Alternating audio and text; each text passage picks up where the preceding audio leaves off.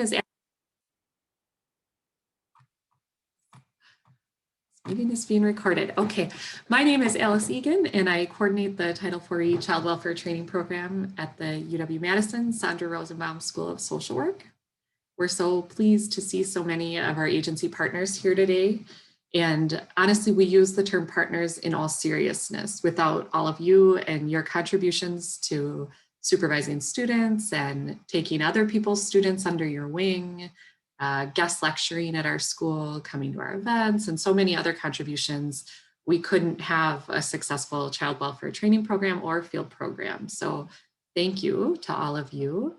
We're honored to partner with you and so grateful for the crucial work that you do in our community and in our state. Today, we're pleased to present you with this talk using data to address racial disparities in child protective services, given by Jessica Pack, who is an assistant professor of social work at the University of Wisconsin-Madison. Jessica's work is motivated by the notion that pre- and postnatal inequalities drive adulthood disparities. Of her investigations identifying the causal impact of investments and insults to early development.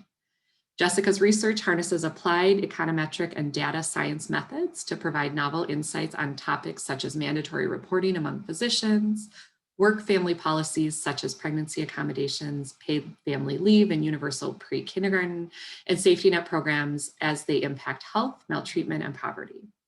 Jessica holds a BA in International Public Affairs from the University of Colorado at Boulder, an MPA with a concentration in social policy from Cornell University, and a PhD with concentrations in economics and social policy from the Columbia University School of Social Work. So we are really happy to have Jessica here with us today. A couple of just housekeeping items before we get started. Jessica will be providing the slides that she uses today. I know that's often a question folks have, so we will send those out to you when they are ready. Also, Jessica will pause along the way at the end of each section for questions. So you can save your questions for then, or if you don't want to lose track of them, you can write them in the chat and I will keep track of them. So with that, I will turn it over to Jessica. Thank you, Alice. Hi, it's so good to meet all of you. Thank you so much for having me. It's just my joy and pleasure to be able to talk to people who have similar interests and cares and reasons for why they do what they do. So thank you. I'm going to share my screen here. I have to warn you that I probably have a lot more information here than what we'll be able to cover today. So as Alice said, please feel free to drop your questions in the chat box. More than likely, the questions, the bigger questions are probably answered for the most part within this presentation. But I'm really interested in hearing your feedback because there's a couple places where I think discussion is really important. So we'll talk and discuss. There's some activities that I'll have you do by yourself. And I also want to hear the questions that don't come up in this presentation. So it's really important that even if we can't get to it, that we can still at least ponder. Okay, so this is the title of my talk. I wanted to lead with this quote, which I'm sure isn't a surprise to many of you at all. It says, "The biggest single problem in the American child welfare system is the confusion of poverty with neglect, compounded by racial bias." And by the way, this Kansas City Star series, you've probably read it without knowing, maybe in a class. And if you haven't, I highly, highly, highly recommend it. It's an interdisciplinary take on the child welfare system, and not just racial bias, but other forms of bias that plague what we do and what we try to do. So what we're going to do today, I'm going to introduce myself. We're going to talk about a few important questions that I kind of want you to hang in your mind as we go through a lot of this really detailed and specific information and data. And then there's three takeaways that I'm going to hit on in a very broad way. And then we're going to talk about how to put these ideas into practice. So my background, I started out in the administrative side of a social services agency in Colorado, and worked my way into an executive position as a manager at Chocolove. That was a great experience, but not for me at all. And through that, I found my way to study child protective services in foster care and adoption. And one of my first papers was on the role of foster care maintenance payments and children's stability outcomes. And that kind of grew into an interest in foster and kinship care and prevention using anti-poverty programs. I also use data science predictive analytics to predict risk, maltreatment risk, and especially with respect to decision-making among pediatricians. I study work-family policies, early health disparities, infant mortality, maternal substance abuse, and then also broader topics include maternal health morbidity, maternal mortality, and employment and labor force participation. So today, however, I'm going to distill to you some information that kind of has just been growing over time. It's something I'm very interested in, and it's fascinating to me that how much we actually don't know. But one of the things I've learned in speaking to social work students is how science has been able to quantify the effect, the cause and effect of racism in a way that we sometimes don't think about when we think about the role of racism in child protective services. I'll give you more detailed examples, but as we're going through this information, I'm going to have you keep these ideas at the top of your mind. Ask the question that we fundamentally ask when, as a researcher, you're trying to answer, what is the cause of X on Y, or what is the relationship between X and Y? Is this relationship random? Is it rare? Do I have enough information to guess the relationship? Am I making a high stakes decision, and is it causal or correlational? These won't make sense just now, but these are really important questions. And also, most importantly, do you have a pen and paper at the ready? Because I'm going to have you draw some graphs. So if you don't have a pen and paper, please grab one now. Okay, key point number one, access to opportunity is unequal. Most people, when they think about opportunity, they have difficulty defining opportunity in ways outside of access to like great higher educational institutions, for example, or access to high-paying jobs. Chetty, who is a fascinating economist, decided to quantify opportunity and look at how over time access to opportunity has changed. So one of the ways he did this is by comparing income of children to that of their parents and looking at how this relationship changes over time. And this is probably, a lot of this material in this first section comes from his work, which is fascinating. He's won many awards for his work, and it leads really nicely into the child welfare system. So this graph shows on the left the percent of children who earn more than their parents, from 50 to 100%, and the children's year of birth. So this means that a child born in 1940 was around 92%, 92% of children born in 1940 earned more than their parents. But if we scale up, this isn't even modern times, right? This is 1980, this has dropped to 50%. And he points to this as signifying the fading of the American dream. And this pattern is repeated in outcomes such as education. If a parent earns more, children are more likely to attend college. And it clearly is affected in modern times by the way that our economy has changed from the past to what it is now. All of these things affect parenting. So we've seen changes in income, demographic shifts, and health shifts to explain why this might be the case. So since 1980, there's differences in wage growth between the top 1%, that means earners who make, in the top 1% of the income distribution compared to everybody else. So you can see wage growth has remained pretty stagnant. This is another way of looking at high wage earners. But explicitly, if you were to compare, this is income growth over the past 34 years. So more income growth, less income growth by the person's earning percentile. You can see that in the 1980s, people at the lower end of the income distribution earned more. But now in 2014, the exact opposite has happened. So the context in which parents parent, the way that they make decisions, the environment in which they make decisions has changed. You can also see this in demographic shifts. The decoupling of marriage and childbearing. More children are born to unmarried parents. And among mothers, there's rising labor force participation. So you have this confluence of factors that affects the experience of parenting and the experience of being parented. We also see changes in what Nobel Prize winning Angus Deaton and his wife Anne Case claimed deaths of despair. This is deaths to alcohol, drugs, and suicide. And you can see that not only has this relationship changed, it's especially prominent among white adults, but other changes have followed. Marriage rates have diverged. Many people are drinking more. You can see the disparity here is looking across college education status.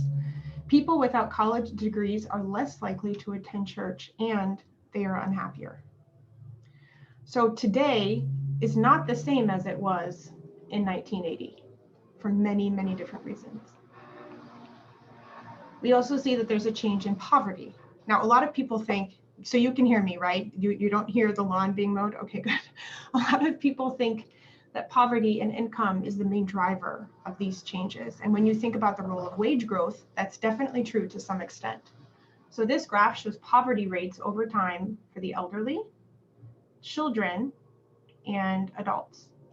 And it looks like children, it hasn't really improved much. But when we break this down, this is from one of my papers looking at child poverty over time. You can see that for white children, the poverty rate has declined a little bit. In the difference between these two lines is the anti-poverty safety net programs. The difference is much greater for Black children, but it has not caught up. The poverty rate is still much higher among Black children. This is kids who are 0 to 5. So this disparity in income is probably one of the most researched disparities with respect to racism. The reason being is that it doesn't appear to be random. So you can see here, this is just a great, very high level example of median household income by race ethnicity in 2016. Economists, researchers have spent lots of time trying to understand why this is the case. So this research can be deduced into 3 types of explanations: family level factors, structural features of the environment, and cultural factors and social norms. And what's interesting, and what a lot of people don't know, is that these have been, many of these relationships have been proven not by repeated explanations of experiencing racism, but in causal, robust analysis in which everything else has been explained. I'll get in more to that, what I mean. But once we compare, for example, a white man and a Black man, and everything else is the same, education, earnings, et cetera, et cetera, et cetera, this difference, this gap still remains. And it's fascinating because this gap is attributed to a large number of negative outcomes, and it appears again and again and again and again. We're obviously not going to discuss all of this literature, but if we were to deduce it into several small graphs, which is what we're going to do now, I hope that some of these are tidbits of information that you can remember when thinking about how disparity grows over time through generations. Okay. So if we were to compare the income rate of kids to that of their parents, you can see right here, Black men earn less than white men, regardless of whether they're raised poor or rich. So if you look at men whose parents have income in the 90th percentile, that means their income is quite high. If you're Black, your income is at the 65th percentile. And if you're white, the mean income is at the 70th percentile. That's a pretty big gap that is very, very difficult to explain. But what's interesting is this gap doesn't appear to exist in white women raised in similar households. Now note, this is just individual income. This is not household income. But what's interesting is this pattern plays out geographically. So there appears to be spatial variation in experiences of racism. So for example, this shows the geography of upward mobility in the United States. So for children whose parents earn $27,000, that's in the 25th percentile. So that's right about here, right there. You can see the child's income as an adult in the Midwest is pretty positive, right? That means they're more likely to earn more than their parents. The child earns $44K in this county, even though their parent earned $27K. But you can see there's a huge geographic disparity. In Atlanta, a child whose father or parents earn $27,000 is more likely to earn around $27,000. But what's stunning is when you break this down by race, the disparities are so stark and consistent that we haven't figured out why that is. Chetty has spent a lot of time trying to figure this out, as have a lot of other economists. But just the fact that this exists is fascinating, because you can see by the way, the white and black lines basically mean that there isn't enough data. But that for Black men, they consistently earn less than their parents. Right? If it was yellow, it would be at the median, the same as their parents. They consistently earn less than their parents, whereas white consistently earn more, with this exception of this little quadrant here. So I want you now to get out your piece of paper. I want you to study this graph and write it down on your piece of paper. You don't actually have to, but I would encourage you to. This is the share of men who are incarcerated, and this is parental household income rank. If you know the answer, don't tell other people. I want you to draw either one line if you think that the share of men incarcerated is the same for Black and white men, and I want you to draw 2 lines if you don't think it's the same. I'll give you a few minutes and ask if you don't understand.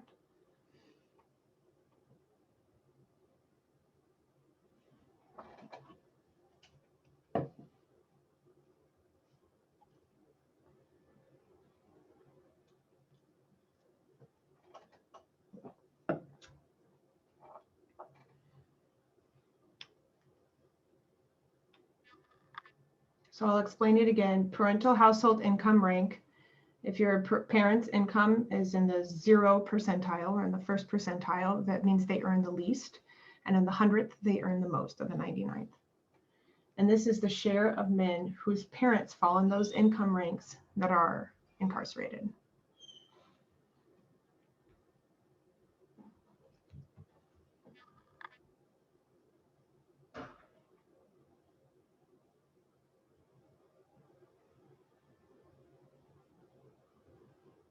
Does anyone feel confident enough to share what they've drawn?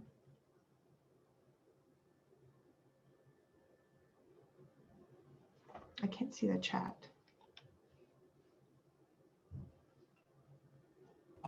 I can explain what I drew. I don't know about feeling confident of showing what I drew. It's up to you. Totally fine. So I'm assuming for people of color, Black men, that the line starts off higher and possibly decreases. Well, if we're thinking about white families, or I'm assuming that, yes, I'm assuming that it would still start off maybe a little bit higher, but not as high as Black men.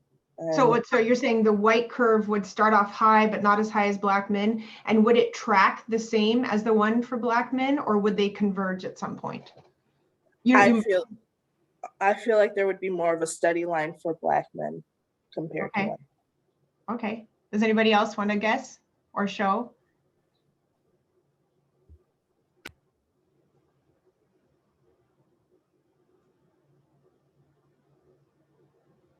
Okay, I'm going to show you the answer. Thank you, Kat.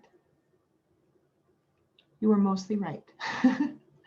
So the incarceration rate of Black men in the 1st percentile is about, what is that, 14% higher than that for white men.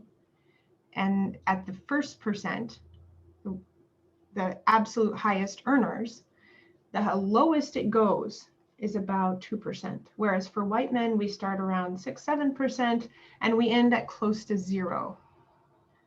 But what's stunning here is this comparison. Families in the white men in families in the top 1% have the same incarceration rate as white men at the 30s, making $36,000 per year. This is stunning. And again, this cannot be explained away by the income in which the child was raised in. Chetty suspects that there's differences across neighborhoods that might begin to explain this relationship. But when you see it in action, I love this graphic. I think it does elicit more questions than answers. So this is kids who grew up rich in that top 1 percentile. And they followed these Americans over time to see where they end up as an adult. And you can see there is a stark disparity. Kids who grew up rich are more likely to be white than not. And you can see this gradient when you look down the graph from rich adult, upper middle class adult, middle class, lower middle class, and a poor adult. So his research finds that Black boys specifically do better in neighborhoods with good resources, low poverty rates, and good race-specific factors, high father presence, and less racial bias. The problem is that there are essentially no such neighborhoods in America. So this is all good if we think of, okay, people today experience direct disparity, racial disparity, and that plays out in the form of income. But what about the ways that that relationship has actually played out over time? Geographic redlining is one example. I hope that most of you have heard of this, but basically it's the idea that historically, people of certain colors could only live in certain neighborhoods. And that restricted their ability to buy more houses, for example. There's a wonderful book on this topic, if you're interested, Black Wealth, White Wealth by Oliver Shapiro. And basically, what they talk about is how this policy has affected opportunity over time. So for example, redistributive landowning policies basically meant that if, for example, a Black family held land, they had to redistribute that land to white families, you know, in a way that they could never obtain that land back. But in more recent times, access to mortgage in specific regions has been highly restricted. This means that sometimes marginalized or Black or minority families were held to a different standard than other families when it came to buying a house. And there's actually neighborhoods here in Madison that historically said only European families can live in this neighborhood.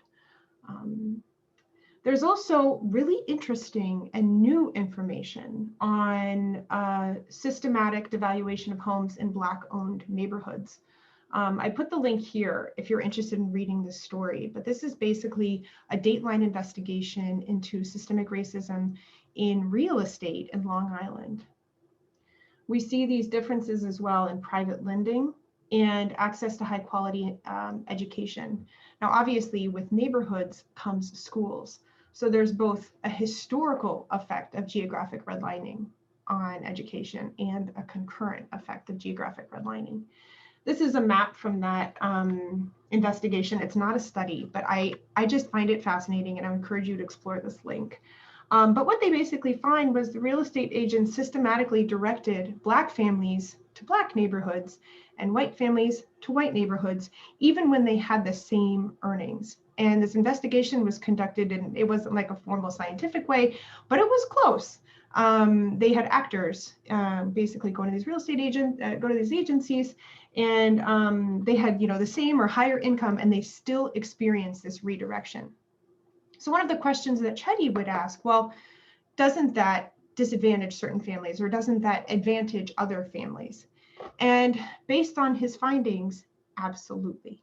The benefits of living in a neighborhood, not necessarily based on the income or the race alone, but on their preferences for or against bias, can have massive effects on this child's health and human capital later in life.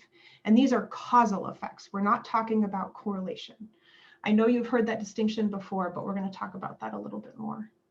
So in this book, the key differences in wealth accumulation, so that's income accumulated over time, it results in differences in health, obviously wealth, insurance, incarceration, and earnings. And when you look at, unlike our differences in income or differences in poverty, I'm going to scroll all the way back up really quickly. So this is, like I said, for 0 to 5-year-old children, we see this gap, right, between white children and Black children. It's a pretty substantial gap. A surprising number of people have never seen this graph before.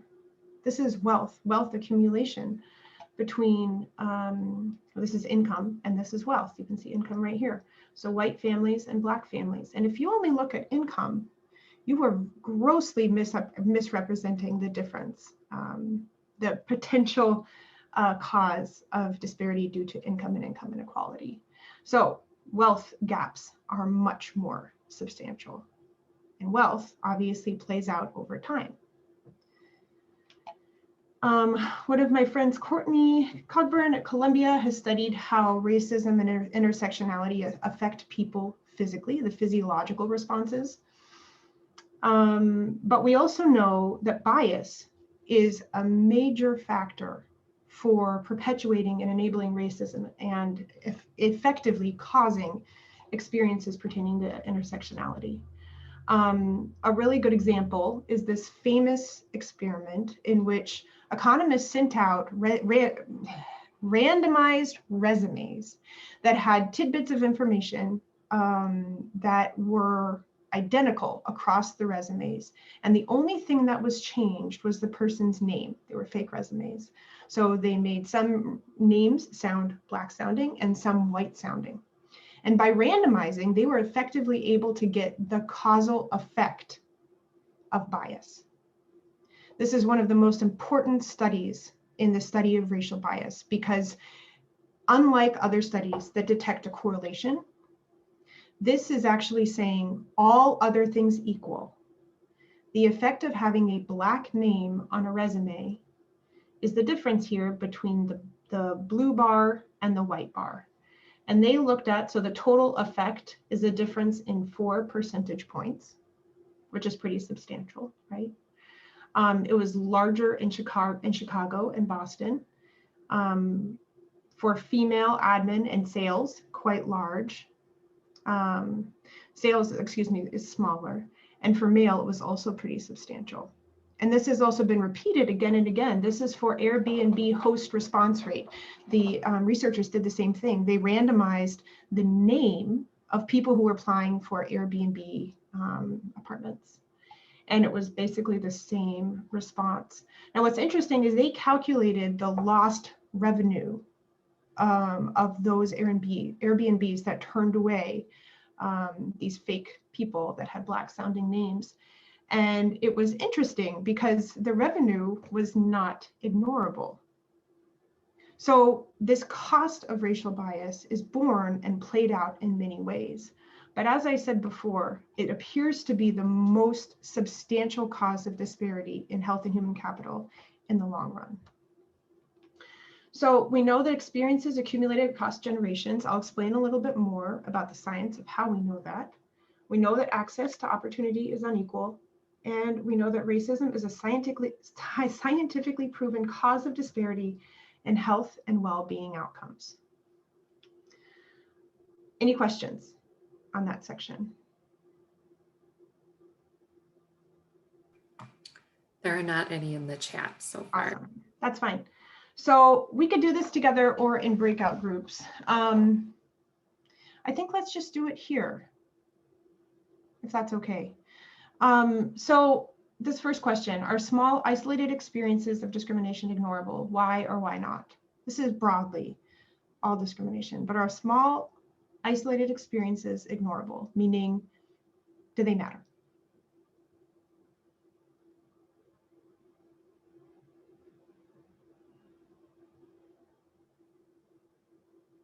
It's actually an interesting question because you can imagine like I said, discrimination, any type of discrimination, right?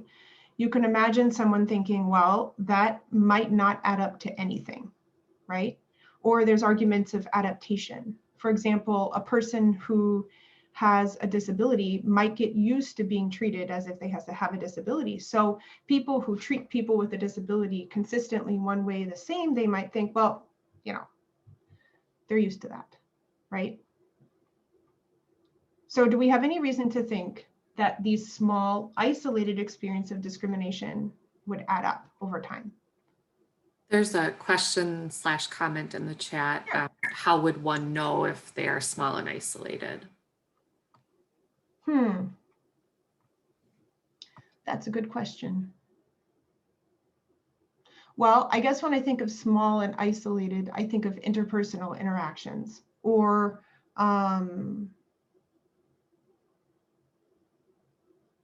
things that when a person is discriminating, they think, you know, it's not a big deal. It was an accident, it was a mistake. So for example, maybe that's not a good example. I would say I would focus on interpersonal interactions. So there's a comment in the chat from Jade. It says not ignorable because they add up and can even add up to differences in opportunity or outcomes. Yep. Would anybody disagree?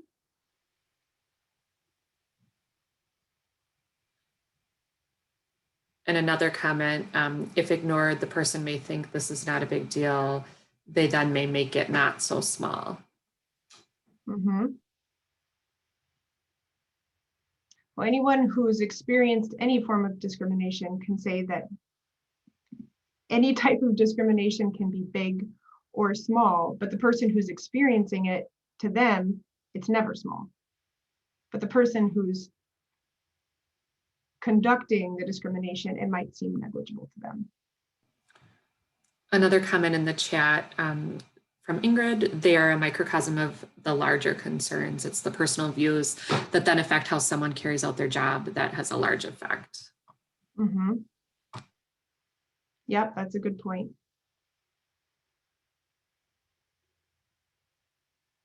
So one of the things I think that this literature has taught us is that these small experiences, these small instances, do accumulate over time, and not just within one person, they accumulate across generations. And this is the risk of not just systemic bias, but implicit bias, which we'll talk a lot more about. Absolutely. Just one more thing, Jessica. Kat wonders, for Black women earning higher education, do you have graphs about this to show their income over time, depending on education level and income levels? I don't, but I bet I could find them.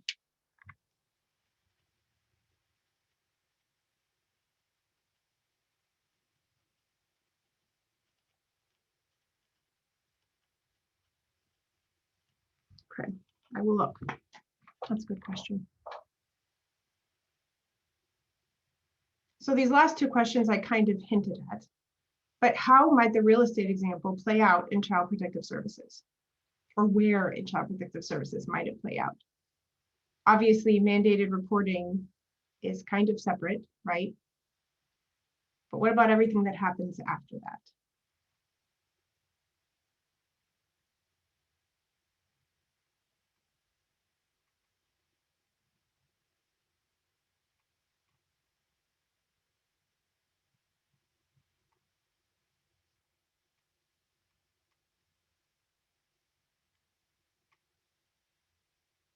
Okay, we'll talk more about that. Anyone, do you think neighborhoods matter? Do you agree with Chetty's findings?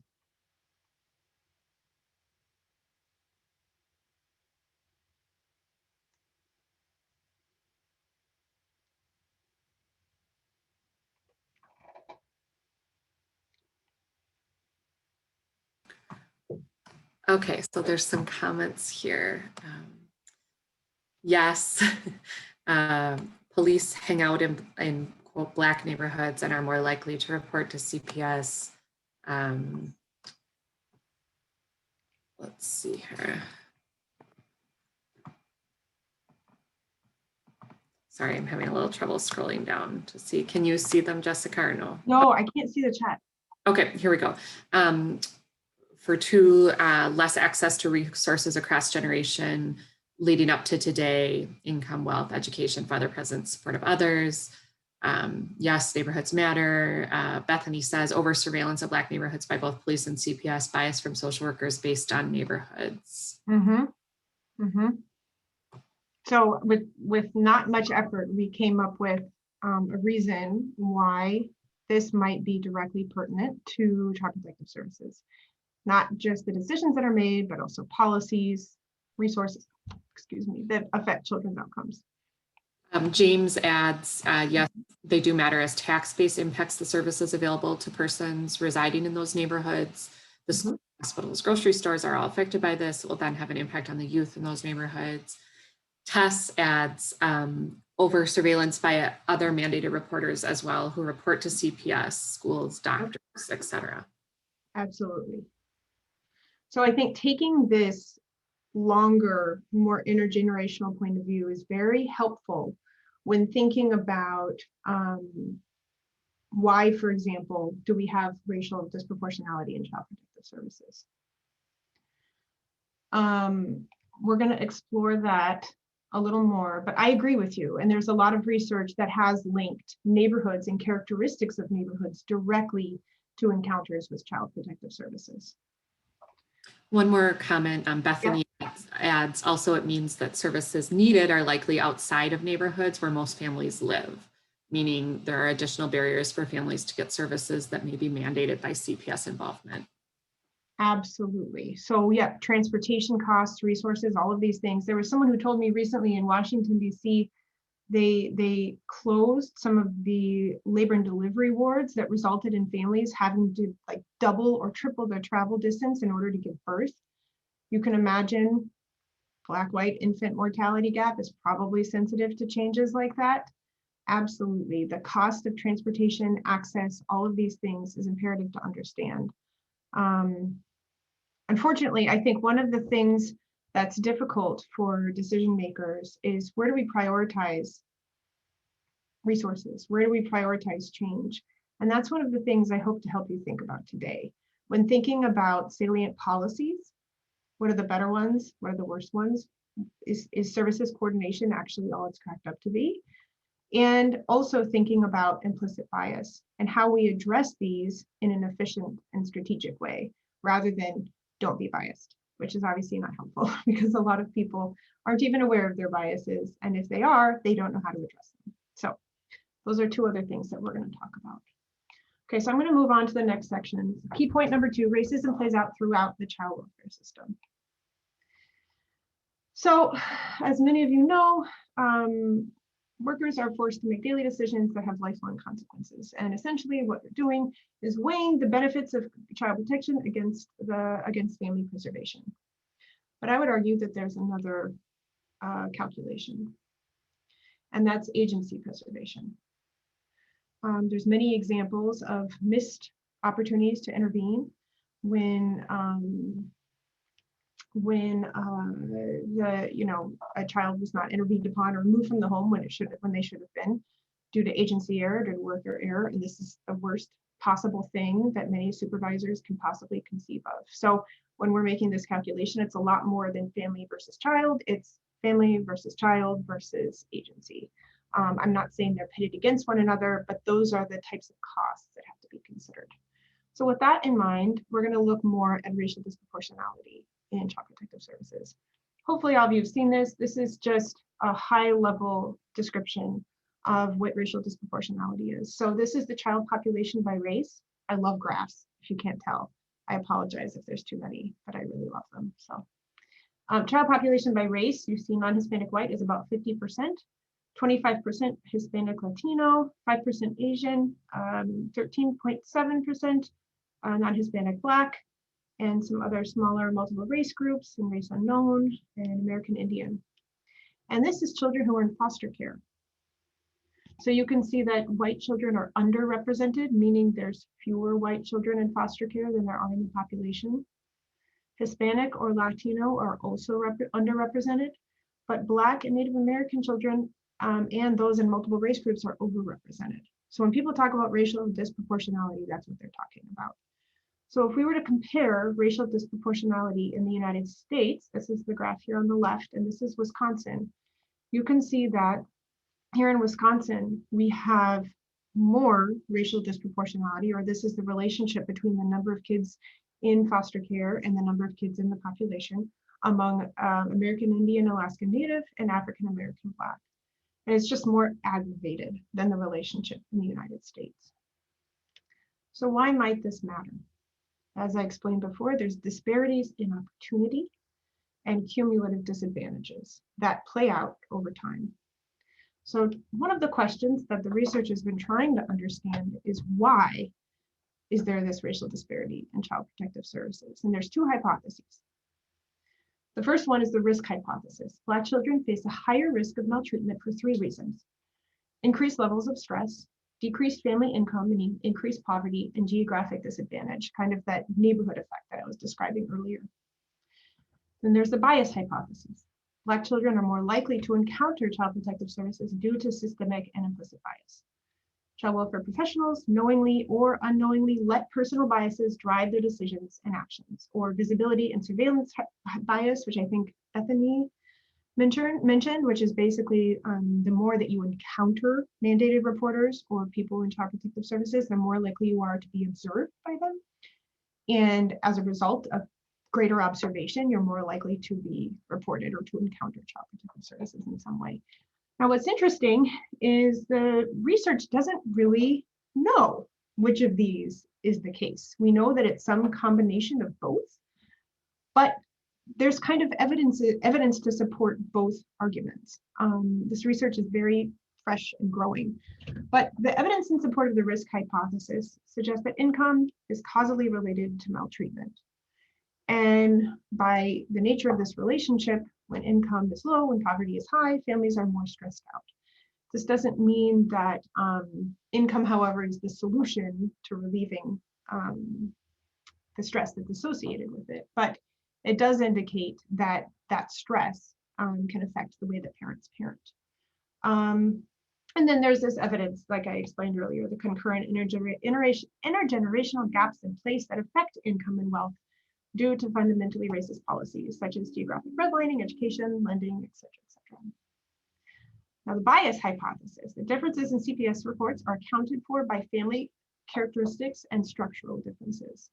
Basically, this means that when you control for things like family characteristics or income, when I say control, I mean when you make comparisons across families that have the same income or the same characteristics, there's still a difference in CPS reporting, and that's what's counted as bias.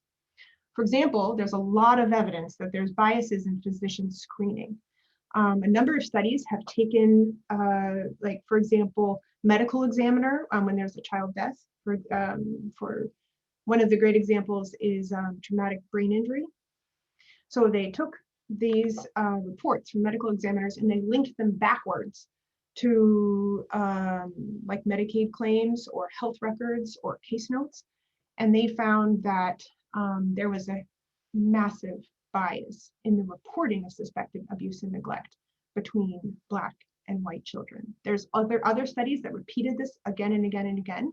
And they found that even when kids have apparently the same type of injury, Black children were more likely to be screened, meaning they were more likely to have a x-ray, or they were more likely to have their parents interviewed, for example. So we don't really know if it's one or the other, but more than likely it appears to be a little bit of both. So as you know, in Child Protective Services, we have this, oh, where am I on time? Okay. There's a decision pipeline. And one of the things that researchers have been working on is if there is racial disproportionality, and if we really want to stop it, where do we focus our time and effort? And there's factors that are outside of the control of Child Protective Services, right? Like I said earlier, mandated reporting among people who are not part of Child Protective Services. That's one factor that's very difficult to control outside of universal or non-universal mandated reporting policies, for example. The pathway decision, or the alternative track or not, safety decision, they victim or not, substantiation decision, intervention, permanency, and closure. There's all these decisions. And so what researchers are trying to figure out is this idea of randomness, the difference between Black children and white children, or white children and non-white children. Is that difference explainable?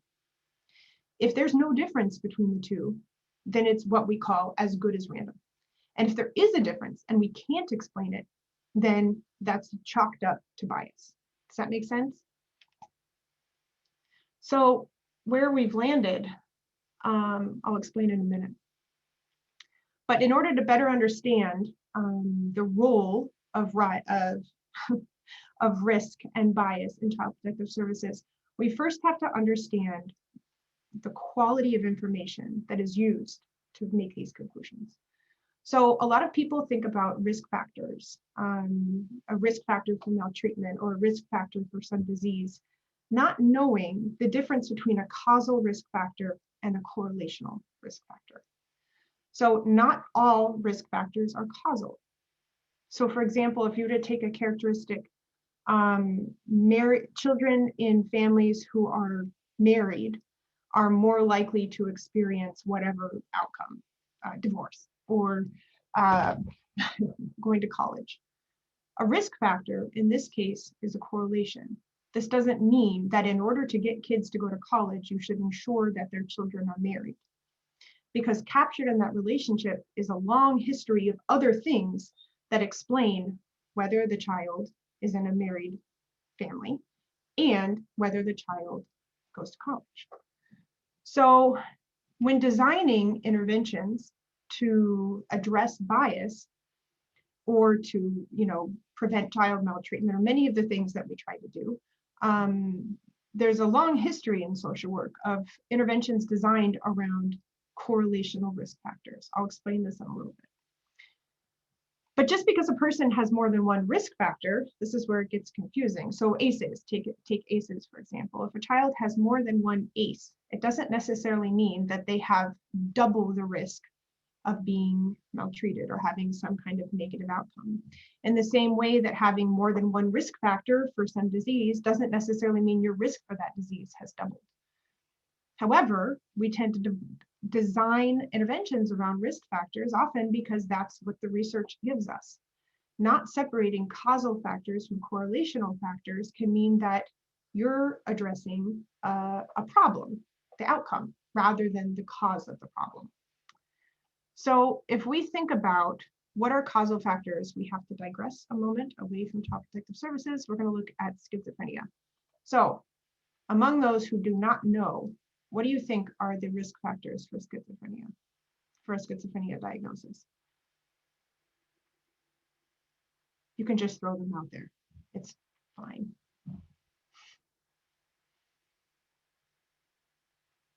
You can't Google. No Googling. People are saying family history, predisposition, genetics. Mm-hmm. What about race?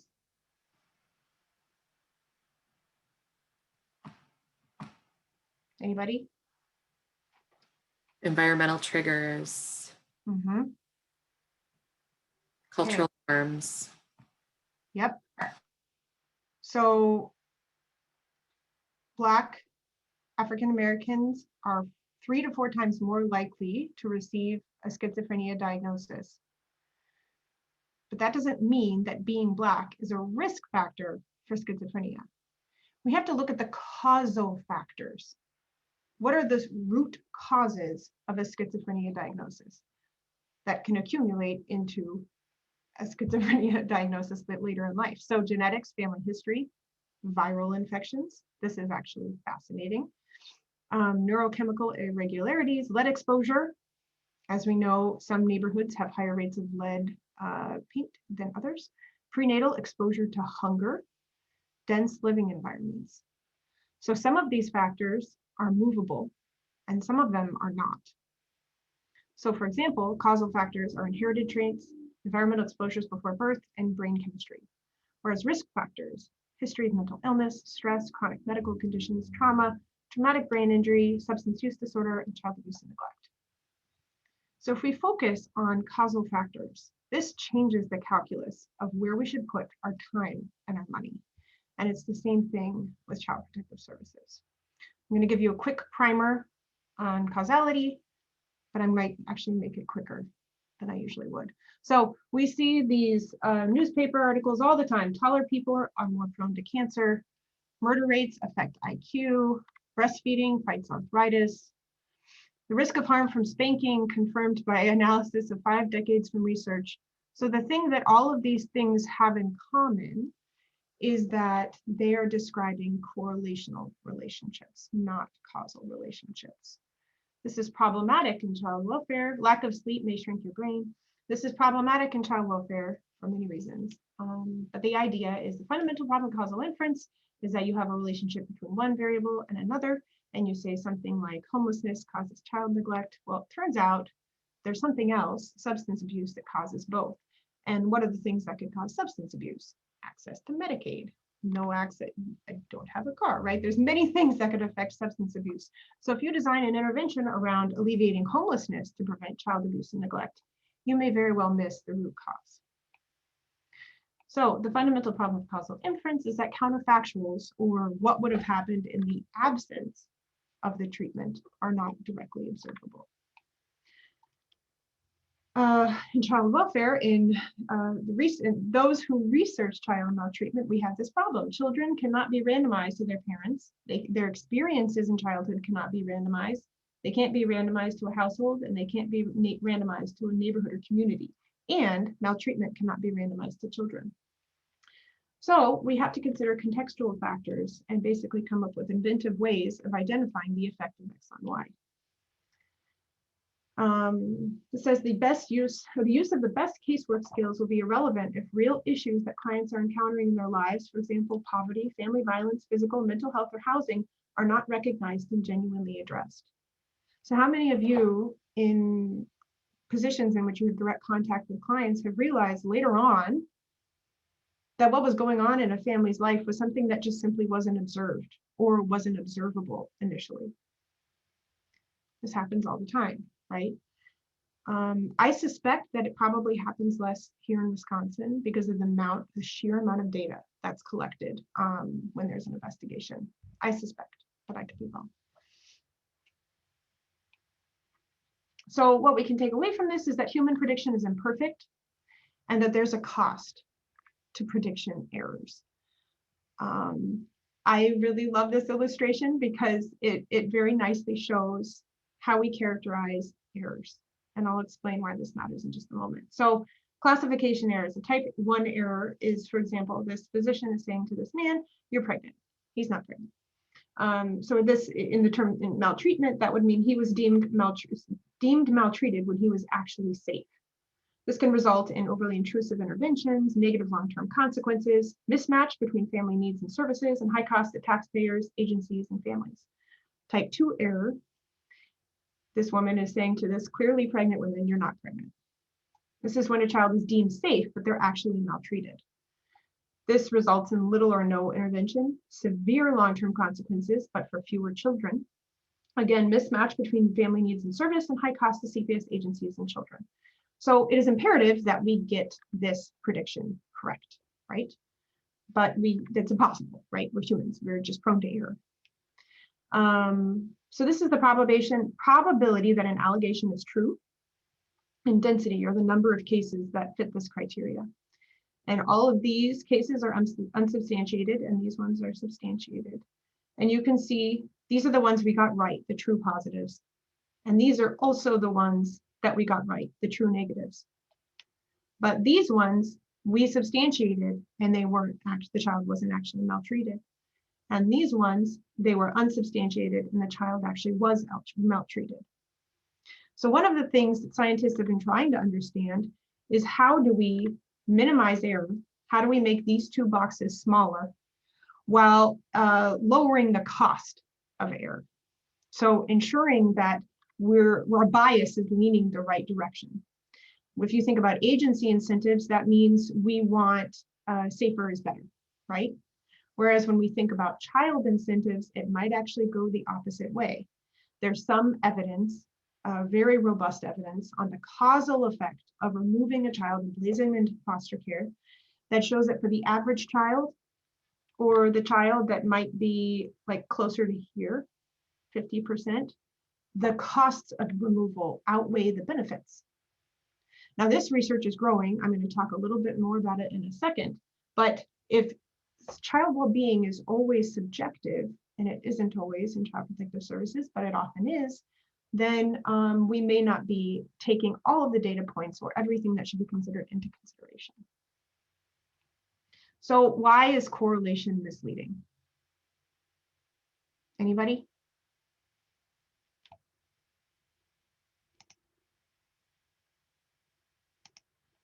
Any thoughts? I just explained why, but if you have an idea, I'd love to hear.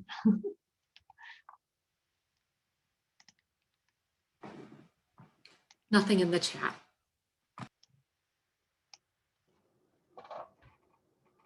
If this were a class, I would just start calling on you, but I won't. Promise. Why is correlation misleading? Think about it with this graph. If we're making decisions on correlational factors, on risk factors that are not causal, we're more likely to end up in these two areas, false negatives and false positives. Okay, so how do you apply that?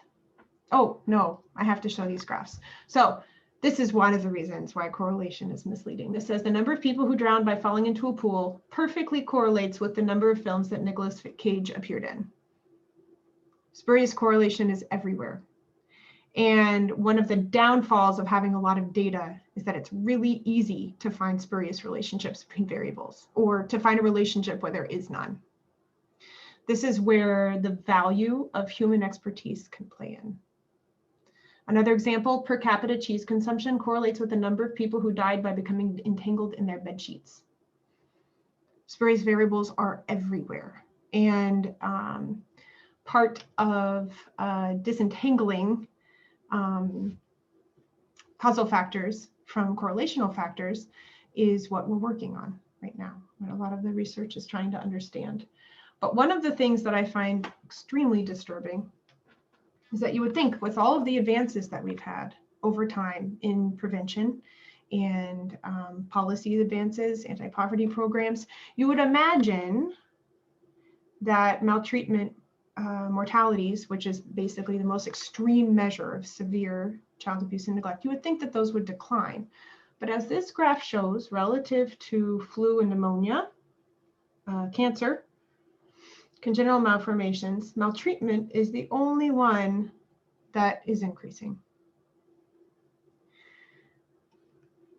Why is this the case?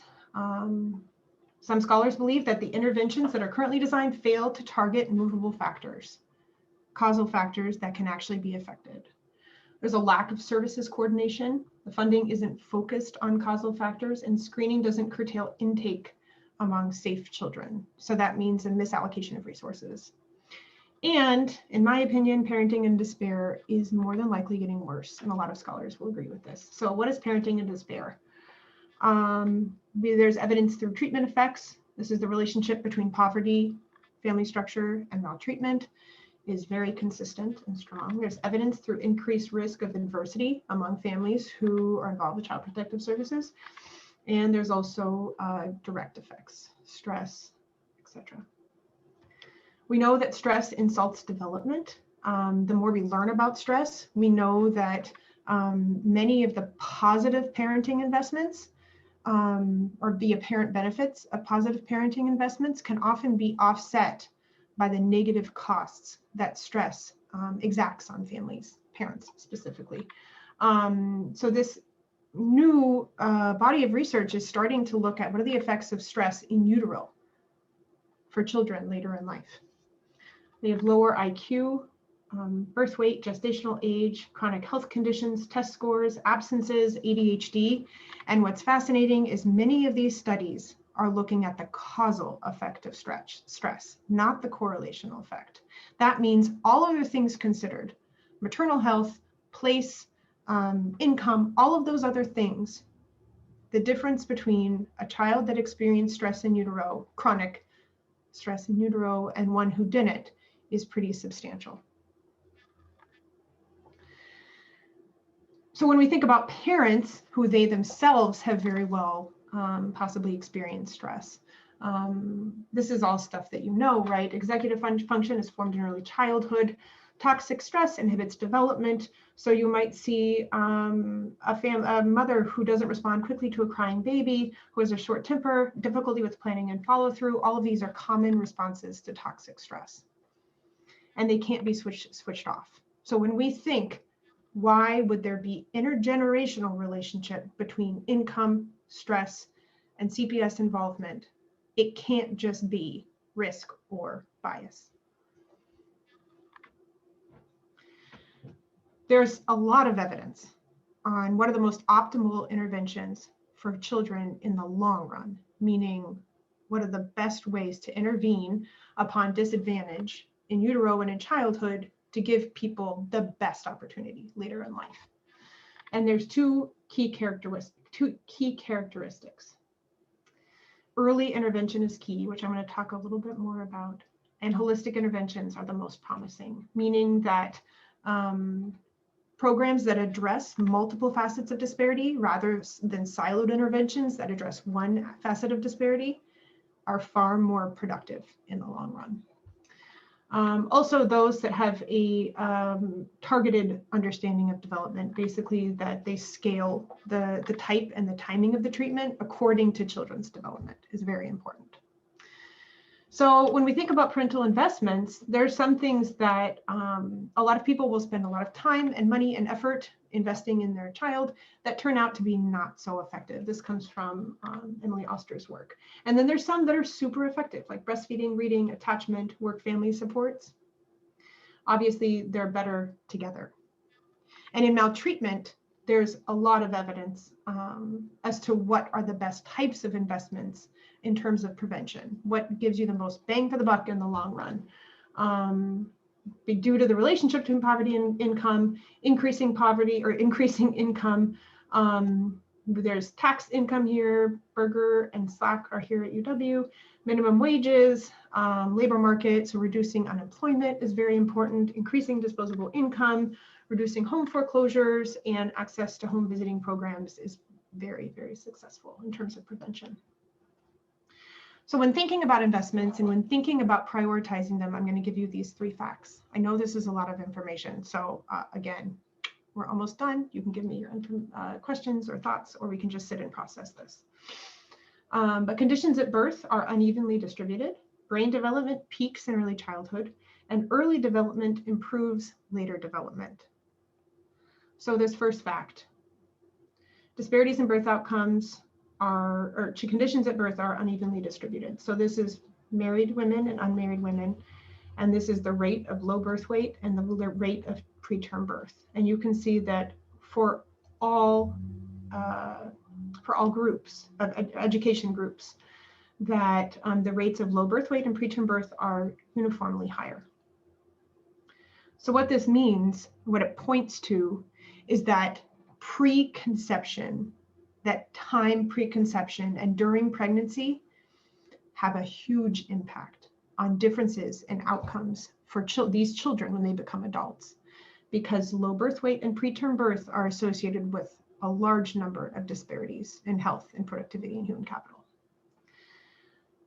Fact number 2, brain development peaks in early childhood. We know that the first year, I'm sure many of you know this, the first year is the most sensitive time for development, when those neural pathways are formed, and pruning follows very soon after, such that the development gradient is so high that investments that are focused on alleviating or reversing disparities should be focused on this early period, not only because the developmental gradient is so steep here, but also because of number 3, early development improves later development. If you have higher early development, the brain can more readily respond, whereas the older you get, it takes more effort. And all of this matriculates into this one idea. This might be, you know what, we're going to skip this one. This is the Heckman curve. This is the returns to a unit dollar invested. So this is one of my favorite graphs to show if you haven't seen it already. What this shows, this is the rate of return to investment in human capital. So it could be a child maltreatment prevention program, preschool program, so any of those developmental interventions. And this is the timing of the intervention. So for example, if you have an intervention designed to increase education, that intervention, if exacted in the prenatal period, has a higher return on investment than if it were provided post-schooling, like as a job training program. So when thinking about prioritizing investments, early is almost uniformly better, but that doesn't mean that investment should ignore parents. I'll explain that more in a minute. So we were looking at these different places where risk and bias might play out in the Child Protective Services system. And from what we know, risk seems to explain differences in the screening decision, meaning that differences in underlying risk, structural, systemic racism, those appear to drive racial disproportionality in the screening decision. But bias, so this is, again, within Child Protective Services, not considering external mandated reporters. But within Child Protective Services, the substantiation decision and the intervention decision appear to be attuned more to bias. Looking over this literature that explains the differences in CPS involvement for Black children who stay at home, who don't go into Child Protective Services versus those that do. Interestingly, the differences are generally positive. However, many of these studies are not causal. So this means that if a child is at risk and involved with Child Protective Services, they will have a lower risk of more dying. They'll have a lower risk of having recurrent child abuse and neglect. They'll have a lower risk of juvenile justice involvement. There's really no evidence on transition to adulthood. They will have improved educational outcomes. The risks of health are mixed and still under investigation, but they appear to have negative effects in terms of stability and permanency. Relative to non-Black or white children, these effects are far more positive. So this kind of, again, plays into the risk theory. However, because this evidence is not causal, much of it isn't. With the exception of the health and the educational outcomes, I would take it with a grain of salt. This is a place that we're still trying to better understand what are the causes and consequences of this phenomenon. The key takeaways are child welfare systems and interventions can help families who have experienced adversity and toxic stress. Parenting in despair is not easy, and risk factors are not causal factors. Okay, I'm going to stop sharing for a minute. Do we have any questions, Alice? There was a question in the chat that goes back to the graph on child maltreatment increasing, and it says, on the graph, there isn't anything there from prior to the 2000s. So is it actually increasing, or is it just that it wasn't properly documented and identified? No, it is actually increasing. I believe the reason that the authors did that was a data constraint. So unfortunately, we don't have great documentation on child maltreatment deaths before, especially before 2000, but even after 2000. So historically, medical examiners didn't necessarily have to put on the death certificate if the death was due to maltreatment. And interestingly, these fetal and child infant death review teams, if they find that a child died due to maltreatment, they don't actually update the birth certificate or their report. So the findings of the review teams, they have a whole separate set of data that could totally inform what we understand about maltreatment caused deaths. But these are what are observable and known and established. So filling in that line, that going back earlier, is actually one of my projects. I'm working on a proposal in which I try to understand not only historically what can we know about child deaths and infant deaths pertaining to maltreatment and not, but I'm linking all of that data to other data that will tell me something about whether this child experienced, multiple reports, were they involved, was their family involved with child protective services, were they involved with child protective services, to try to get a better idea of not only what's going on in that gap, but also how accurate has our prediction been over time, if you will. But that's a really good question.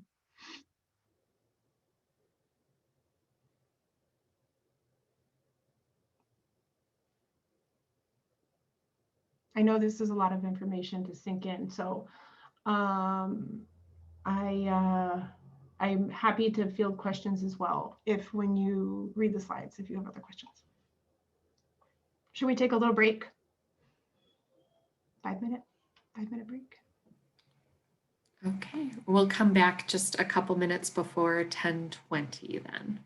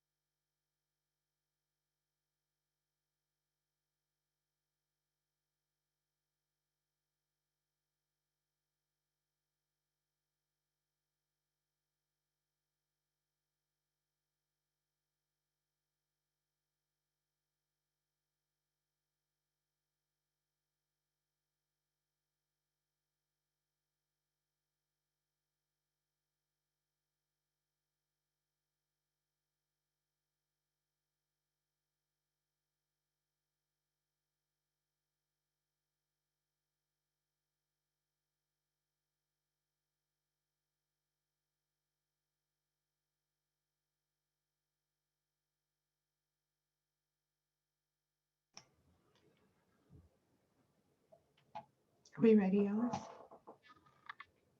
Can't tell who's back. I think we can get started again.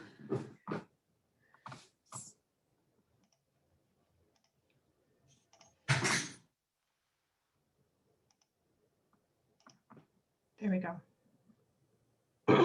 Okay. So we talked about systemic and structural racism and the bias that comes from those. And now we're going to focus on implicit bias. Okay. So what is bias? Error is an error in a single measurement. So if I were to say, guess my age, and you said 25, that error would be the difference between my actual age and your guess. Bias is the average of errors of many repeated measures. Conceptually, that's a little hard to understand, but I think this graphic does it so nicely. So accurate predictions look like this. Each prediction is accurate, it's on the target. Noisy predictions are not only not accurate, but they're also not systematic. Whereas biased predictions are both erroneous, meaning they're off, but they're also systematic. They all land in the same place and they're collectively off. Noisy and biased looks like this. That's a whole different talk. So bias. Here we're talking about two different types, systemic and implicit. Systemic bias is the inherent tendency of a process to favor particular outcomes versus structural inequity, the systemic disadvantage of one social group compared to other groups with whom they coexist, and encompassing policy, law, governance, culture, refers to race, ethnicity, gender identity, class, sexual orientation, and other domains. Implicit bias, the process of associating stereotypes or attitudes towards categories of people without conscious awareness. You probably know this graphic very well, but I'm going to discuss it anyhow. That implicit bias and structural racism are obviously very closely related. They coexist, very comfortable.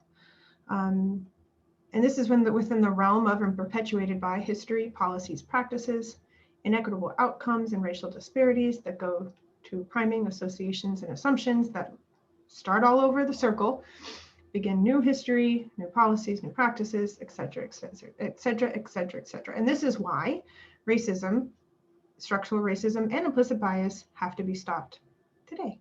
Not yesterday, not tomorrow, today. This is why. So we know that bias hurts individuals. Systemic bias, these are the effects that have been found, many correlational, I should add, many are causal as well. Lowers confidence, initiative, creativity, commitment, and eagerness to learn, raises stress, anxiety, powerlessness, sadness, defensiveness, and desire to escape.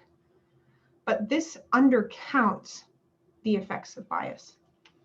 As I mentioned earlier, these little effects add up. They perpetuate over time within an individual and across individuals within the same family and within the same group. And they can accumulate in unequal access to opportunity. And you see this played out in the criminal justice system. This is Black children's involvement with criminal justice system relative to other races. You see that all of them are declining, but there's still a pretty substantial gap. Racial disparities in arrest and incarceration rates. You see again, there's the same disparity. All else controlled for, this gap is very prevalent and very consistent. Infant mortality, maternal mortality. I read an interesting study earlier. They said, I'm going to quote this for you, 40% of first and second year medical students endorse the belief that Black people's skin is thicker than white. They were also more likely to believe that Black patients were 22% less likely than white to need or eventually receive any pain medication. There's disparities in diagnosis and treatment. Prostate cancer, breast cancer, colon cancer. You can imagine how this plays out over the life course. Disparities in access to healthcare, health coverage, access, and use. Large disparities, which have changed for some, but obviously for Black respondents, they've gotten worse. This one is super interesting. Rates of drug use and sales by race. So use drugs and sell drugs. Rates of drug-related criminal justice measures by race. So for Black individuals, you have a much higher rates of drug-related arrest, but lower rates of drug use. Higher rates of drug-regulated incarceration and higher rates of drug-related incarceration at the federal level. So understanding bias, just broadly, statistically, is important. And I think a lot of the trainings, at least that I've participated in and seen, talk about awareness as the resolution. It's important to know there definitely is no silver bullet policy. But again, these experiences can and do accumulate over time.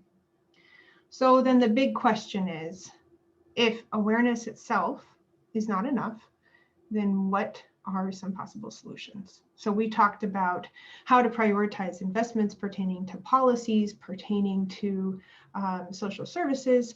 But when thinking about implicit bias, this is talking about personal work effort, right? Oops. Maintaining one's vigilance against bias is a chore, but the chance to avoid a costly mistake is sometimes worth the effort. And I would argue here, it's always worth the effort. How to reduce bias. So does everyone know what a heuristic is? A mental shortcut? Maybe you've heard of this idea at some point. But basically, it's a mental process that we use to make decisions. Everyone has biases. Some of them are positive and some of them are negative. They're formed with experience, and interestingly, they're changeable. So old school neuroscience taught us that these neural pathways were set by the time you were 25. And all of the synaptic pruning that happened was done by the time someone turned 25. But what we know now is that new pathways can be formed with practice, changes in habits. But if you remember that graph I showed you, we're going to scroll back here. We can learn, it just takes a lot more effort the older that you get, because in order to form a new habit, in order to learn a new way of doing things, it does take a shift in your mindset. And when I say it takes work, I mean that it actually uses energy. It uses your brain power. So where did we go? Okay, so if we have two systems of thinking. System one thinking is automatic, quick, little effort, no sense of voluntary control. System two is more effortful and can make more complex computations. The operations of system two are associated with subjective experience of agency, choice, and concentration. So to illustrate this, if you've read, there's many books that give this illustration, but I love the one in Thinking Fast and Slow. So system one, really easy to answer this question. You don't even have to think about it. But system two, answering this question would take a little bit more effort. It's not automatic for most people, right? So if we were to characterize these two systems, lazy, depleted, slow cognition, emotional, low cognition, emotional. System two is very deliberate and slow, but it also takes more effort. It's focused, it's clear, intelligent, and logical, and many of us make all of these decisions both types, every day. So these key ideas of heuristics were set forth in this original publication by Tversky and Kahneman that talked about these heuristics, so availability, representativeness, and anchoring. Availability is this idea that mental shortcut for making frequency or probability judgments based on the ease with which instances or occurrences can be brought to mind. In other words, recent events are more heavily weighted. So imagine, for example, you have an example, a case that stood out to you that was profound, very memorable. The chances that you will make a decision that's biased by that example, that's biased by that experience, are quite a bit higher after having that experience than before having that experience. And we make these associations. Sometimes it can be something as simple as a smell that can remind you of that experience. But the availability, the recency with which that occurred is very important and often a great source of bias. Representativeness, overestimating the similarities and predicting the likelihood of an event. I think this probably happens all the time outside of Child Protective Services, because within Child Protective Services, we have a much better sense of what we should expect, right? Like how many kids should come to the attention of Child Protective Services or should have an initial assessment. Whereas outside, that's much less likely because most people don't know those basic statistics. And anchoring, failure to adjust our initial prediction, especially when there's no incentive for accuracy. This turns out to be really important and actually one of my main suggestions. So there are three key heuristics: frequent exposure bias. So that's really characterizing like recency or availability bias, but in kind of a different way, right? So the more frequently we see or observe or experience something, the more likely we are to find it favorable or unfavorable. So I was hoping that someone here might have an example. The one that came to mind for me was a certain like repeated behavior that you might observe in a type of family who turns out to have repeated interactions with Child Protective Services. So say, for example, they repeatedly come late to visitations. And because of that, you have a strong association of, well, this person is always late. And eventually those families who are late have trouble fulfilling their commitments. And as a result, they end up coming back, to your desk more frequently. Can anyone else think of an example that might be better or more salient based on their experience?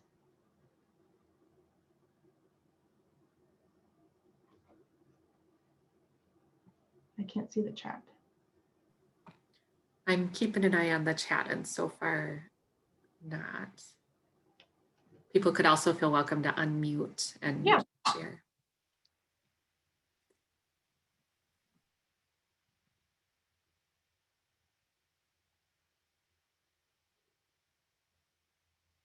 So put another way, imagine that after frequent interactions with a certain family, over time, you've accumulated more information about that family, right? That doesn't necessarily mean that this family is at a higher risk of engaging in maltreatment. It simply means that you have more information with which to judge whether or not the child is being maltreated, right? Whereas a family for whom you have less information, we may be more or less prone to filling in that information. But if we have less information, it could also be that we just don't observe them as often. It doesn't mean they necessarily face a higher or lower risk, it just means there's less information. So, okay, status quo. The lazy system one prefers the status quo. In other words, we are often biased to keep things the way they are because it's easier, because it requires much less mental effort. So for example, in thinking a child in this placement, what would be the best possible outcome for them? A lot of the time, it is easier to keep them in the current placement or to keep your relationship with your supervisor the same or have the same amount of feedback. Maintaining the status quo puts us at higher risk of erroneous decision-making simply because you're not fully considering the benefits or the opportunities of the alternate option. Tunnel vision. This is basically when, it kind of actually more relates to the example I gave before. System one, when it's lacking information, it neglects ambiguity and suppresses doubt. So if, for example, you're lacking information, the example I gave here on alcohol dependence, whether or not the family is experiencing alcohol dependence, it could be that based on prior experiences, you're more likely to say, well, they probably are experiencing alcohol dependence or they probably aren't based on priors, right? But this is really risky because if you're relying again on system one, which either suffers from not enough information or is conducting inference, saying this is the cause and this is the effect, more prone to error. That suppressing doubt is actually very important. Any questions on this?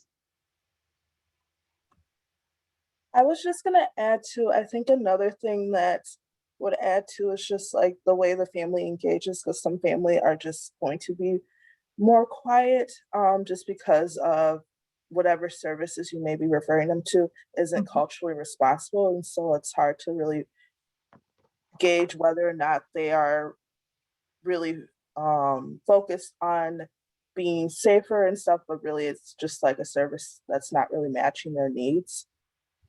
That's a really great example. And that kind of fits into all three of these in one way or another, right? But that's a really great example. So if you have a family who's not overly excited and this service feels like it's a mismatch, it could be that you're thinking, well, really successful families, they engage in this service. That's a bias, when in fact it could be that this service isn't culturally matched to this family's needs for whatever reason. That's a perfect example. You can also see, though, because we're often more prone, confirmation bias, right? We're more prone to acknowledge when we're right and to ignore when we're wrong. You can see that unless there's some source of feedback, either from the client or from other workers or from within or outside the agency, it's almost impossible to figure out when you were right or when you were wrong. Feedback is absolutely essential. This has been found in physician-mandated reporting. When physicians have some type of feedback loop, they're much better at making accurate predictions as to whether or not they should report this child or family. Part of that is because even if they make a mistake, they're able to update their priors and they learn, oh, this is the outcome. This child was actually safe. So, okay, they can make this calculation and make it again and again and again. Okay, so as an example, frequent exposure bias. If I asked you in 2017, what are the chances that a global pandemic would disrupt our economy tomorrow? What would you have said?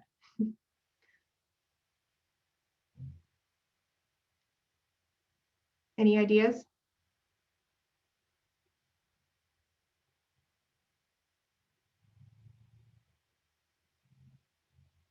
Okay, I would have said that it's not very high. And if I asked you again in 2025, you probably would have said, well, it's definitely not zero. If you look at the history of deadly plagues, epidemics, and global pandemics, you can imagine that people who were asked right after, these are the size of the circle is the number of deaths from that pandemic.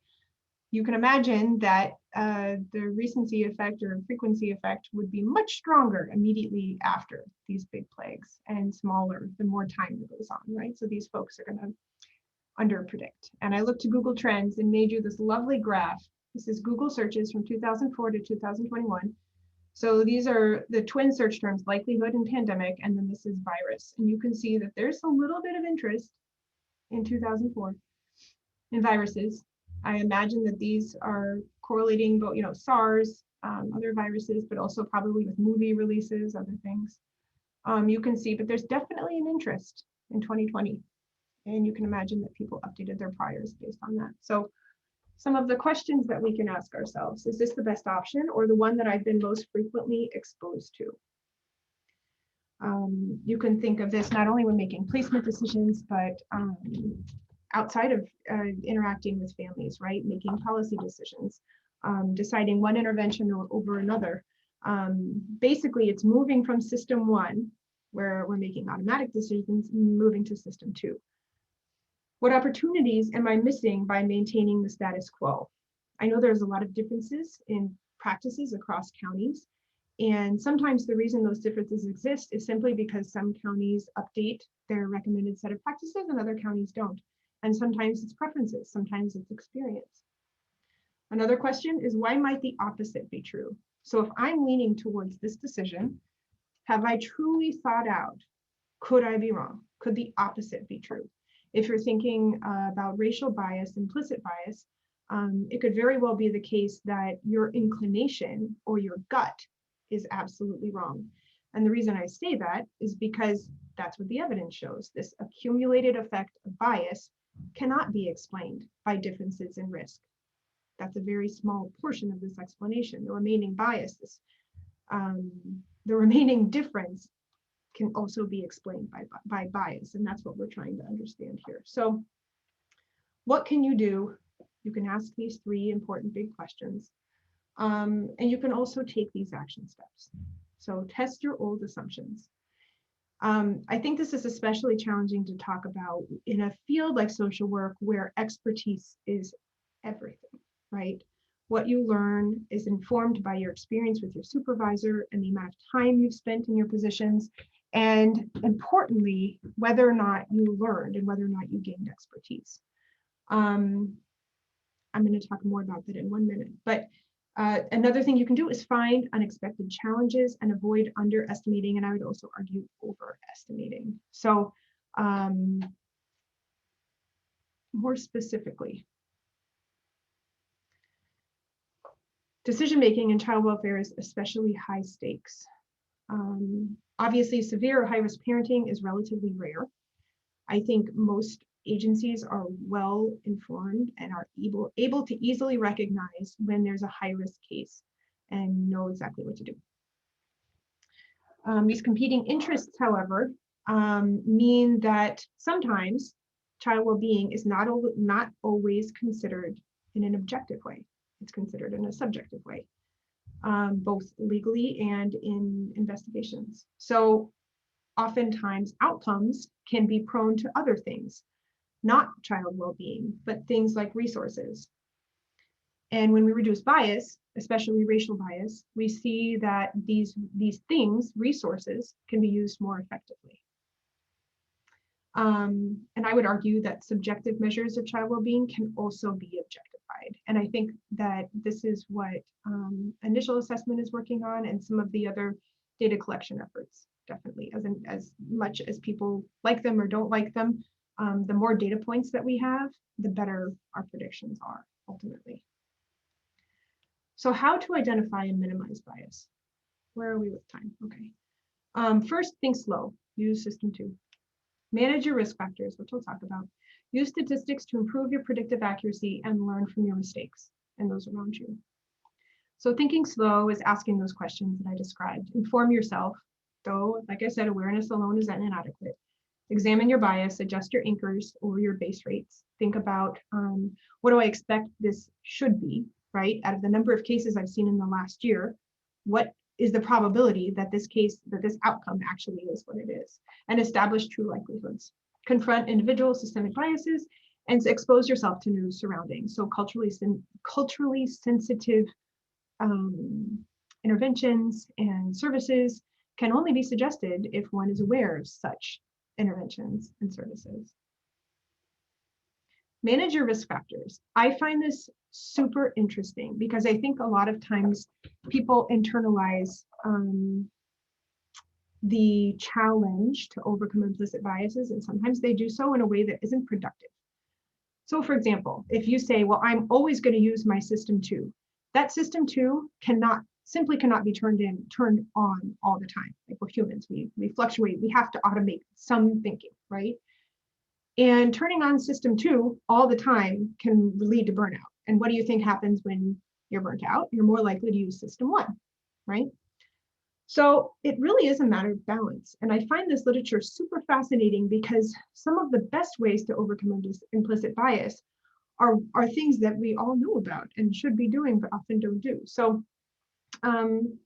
ambiguity, lack of criteria for concrete decision-making. Again, I think this is one thing that DCF does really, really well. Collect a lot of relevant information, or try to, right? Use salient social categories, so not just categories that are based on the observer, but based on the people who are being observed, what they think. Salient social categories are low cognitive processing, can be avoided by avoiding stereotype confirmation. Keeping track of your emotional state is really important because when we are in an emotionally heightened state, we tend to revert more to system 1 type thinking. So what does this mean if you've just had a really awful experience with a family that affected you personally, or that put you in an emotional state, or an experience with your own family that has nothing to do with your work. This would suggest that this is not a good time to make a decision that could have very long-term outcomes on someone's life. This is the same for people who are like research analysts, for example. The presenting or disseminating outcomes might be more relevant and more unbiased, or even conducting research when you're not in an emotional state, when you're not trying to confirm what you're doing, or when you don't have an emotional attachment to being right, for example. And one of the best examples of this, I'm going to skip this and come here. One of the best examples and suggestions is to eat lunch, because when you eat lunch or breakfast or dinner, you're less likely to be in an emotional state. And this one, this has been found in a causal study that is super interesting. So this is the time throughout the day, and this is the proportion of rulings in favor of a prisoner over time. So this is for judges. And you can see the first thing in the morning, they're more likely to make a judgment in favor of the prisoner, and that kind of fluctuates over time.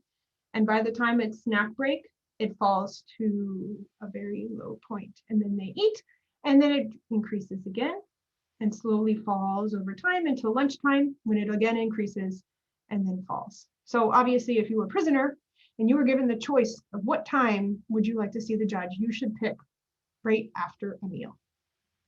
And you should never pick right before a meal. This obviously applies to high stakes decision making as well. Making high stakes decisions before meals are more likely to be biased, or in this case, it would be more likely to have a negative outcome for prisoners. So eating lunch is very important, self-care. Distraction or high pressure circumstances. Obviously, when you're in a high pressure circumstance and you're forced to make a decision quickly, you're more likely to use system one. And I think one of the most important ones is a lack of feedback. Unlike medical professions, for example, like take a surgeon, who they make a mistake and they know immediately, more often than not, whether or not they made a mistake. They have immediate feedback. We don't have the same advantage in child protective services. Where was I going to talk about this? Yes, the learning environment. So if there's a re-report on a family, sometimes you would know. If you happen to still be at the same agency, and if you happen to still, if that re-report happened at the same amount of time that you were in that position, a whole confluence of factors kind of have to come into play in order for you to know whether that child was subject to a re-report. But whether or not you would know in the long run, it decreases over time, right? Because the more time you go through a series of positions and you gain administrative or your position changes, you're less likely to know or to get feedback over time. So the type of learning that you have is only pertaining to things that you can observe, short run feedback, right? So one of the strategies that's suggested is making decisions in groups and making decisions, especially with more and less experienced people. Now, this problem is if the experienced person learned an environment that wasn't good per se, meaning that they didn't have the access to their errors, then it could be that bias is perpetuated that way. In other words, the more people that can be involved in a decision that have multifaceted experience, multicultural experience, the better. Especially when it comes to updating priors or previously held notions of base rates, for example. But this lack of feedback is huge, and I suspect that in modern day child protective services, it's much better than it was 30 years ago, when the data just simply didn't exist. The next thing we can do is use statistics to improve predictive accuracy. In this case, it's not less is more is more. The simple model is only correct if the expert knows how to weigh significant against insignificant pieces of information, which must be developed in a good environment where feedback loops existed. And as I said before, missing information leads to inaccurate predictions when we attempt to fill in the blanks or the ignorance of ambiguity and doubt. So we can use statistics to adjust the base rate. And this is one advantage of working in a place that has a lot of really great data. The fourth thing is we can learn. So initially you need to mistrust your system one intuition. That means challenge notions because they're unconscious bias. That doesn't necessarily mean that you're aware of them initially, but once you become aware of them, you have to challenge that system one type thinking. As new habits are formed, it takes work. You have to learn to separate emotion from fact, gather the most information and adjust your prediction. And initially this takes a lot of work. It takes a lot of brain activity. But over time, that declines as your decision making is automated. So if you can imagine, the little piece of the bias pie that might be contributed to by Child Protective Services could be reduced if we could figure out collectively how to address implicit bias that everyone has, but primarily for racism against certain racial ethnic groups. If we could find a way to collectively reduce that piece of the bias pie. However, like I said, the learning environment must be good. You must be able to make references about both good and bad outcomes. And for example, you have to know what happens to children who are not re-referred. Some people would say, well, the children who are not re-referred are safe because they haven't been re-referred. And other people would say, well, that's luck. There's no way of knowing if they're actually safe unless you observe them. So it could also just be that they're, under the radar, but they're not actually safe. And that's almost impossible to tell with data in a very short time period. Or, for example, with a position that lasts for a very short period of time. Other suggestions from within the field: standardized decision-making. I think Wisconsin does this really well. Use decision-making tools. This isn't as straightforward. I do have some work where I develop machine learning algorithms to try to predict the risk of maltreatment in medical records. There is some evidence that because the underlying data are biased in some fields, that if decisions are made solely on the recommendation of the model, that it could bias, it's just another layer of bias that could cause even more disadvantage. So I don't want to say universally machine learning should be used everywhere and for everyone. The communication of that risk is imperative, and there's no one universal way to do it in an ethical and responsible, morally responsible way.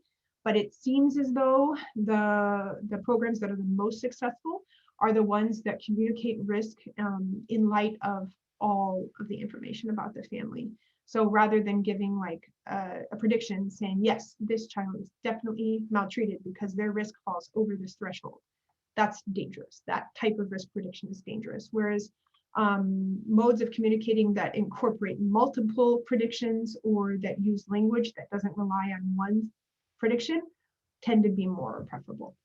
Recognize high stakes decisions. I think this is definitely something that we have to work on, and then work as a team. So like family group decision making or the other efforts that are kind of put into place to ensure that one family or one child's livelihood doesn't depend on one individual. Those are really, really important.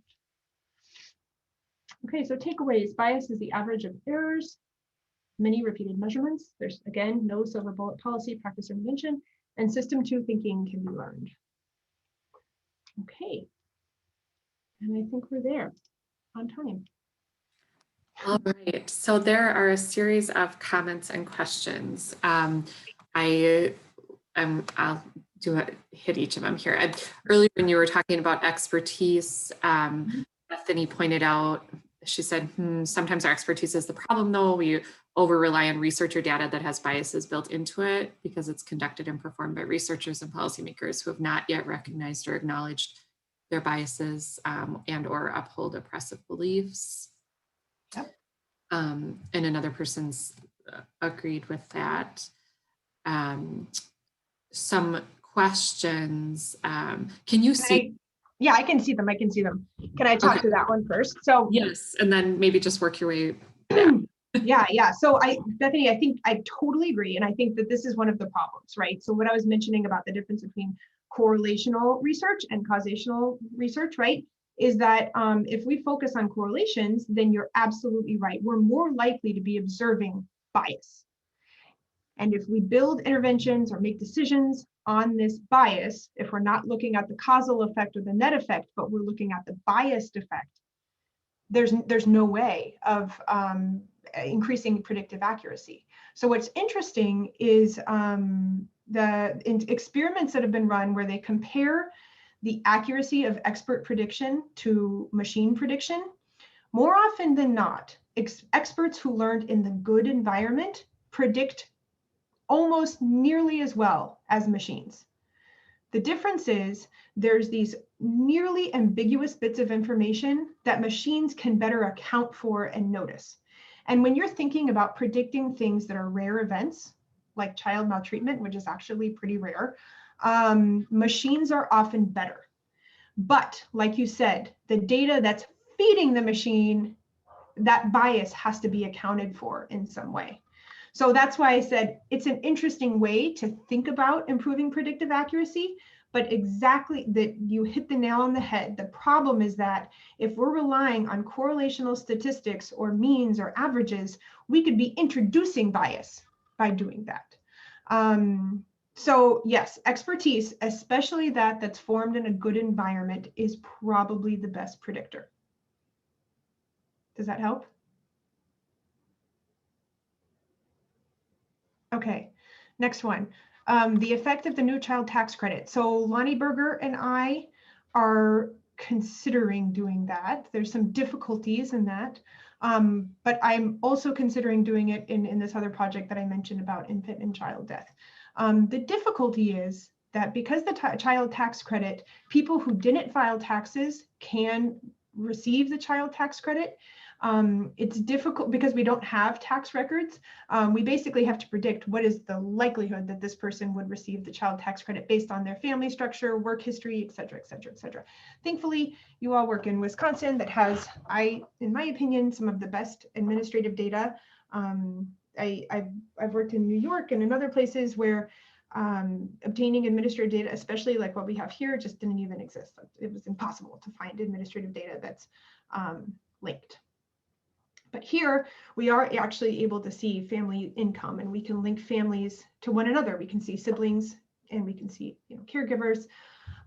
So our group, Lonnie and I, and then one of our research groups at Columbia University, we have a study that's under review where we look at the causal effect of income on child maltreatment if poverty were to be reduced by 50%.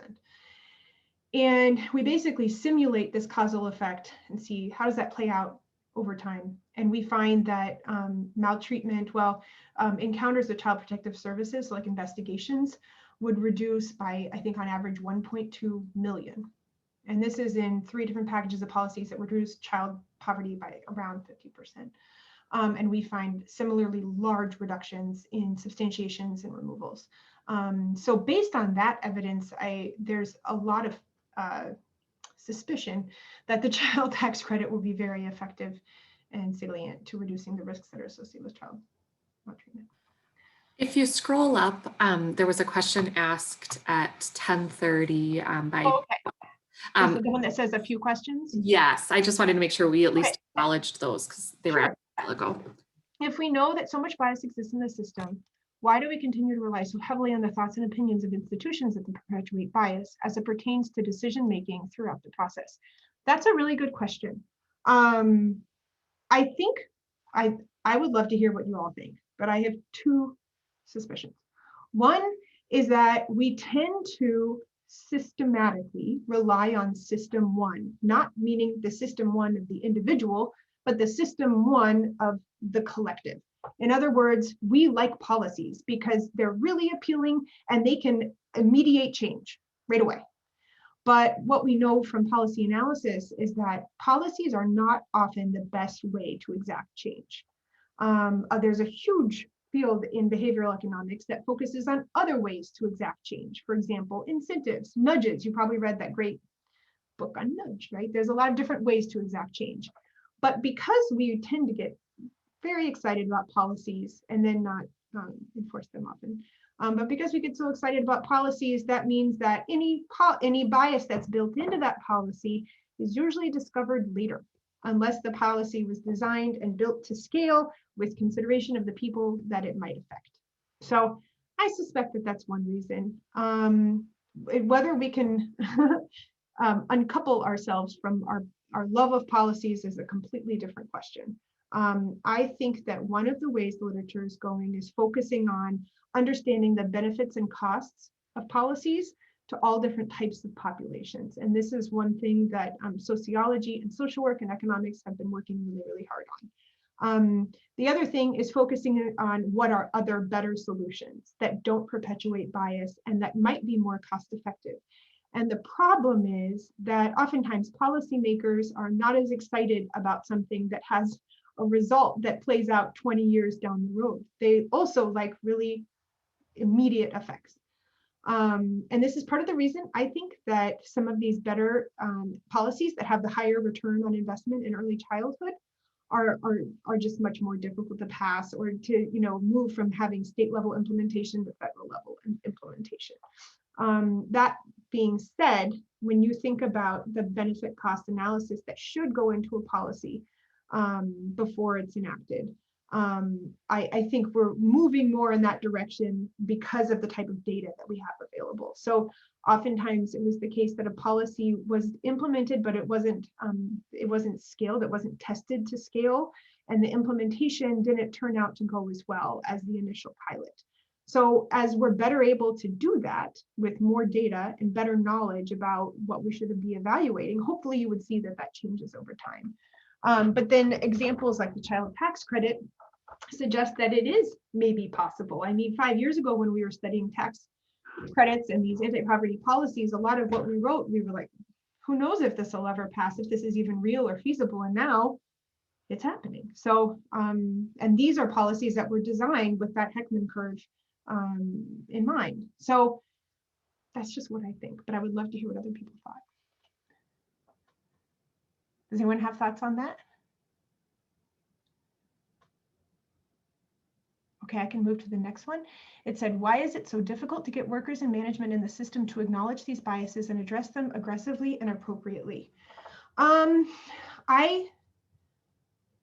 My answer, I think that social workers should get paid a lot more. I suspect that some agencies and counties are really good at moving people through the pipeline and getting them up into higher levels of responsibility. But I think that turnover can really plague outcomes for kids, simply because information, it has to be transferred, right, over time, and it has to be learned, and it has to be learned internally, and it has to be learned collectively. So I suspect that that might be one thing. I don't know, and I don't know that we actually know the answer, that anybody, I haven't seen any causal research. So there's a lot of correlational research. If you're interested in correlation, there's a lot of correlational research. But like I said, the problem is it's capturing other things, other spurious correlations that might necessarily inform what the root cause is. But I think it's a really good question. How do we hold all these individuals and institutions accountable?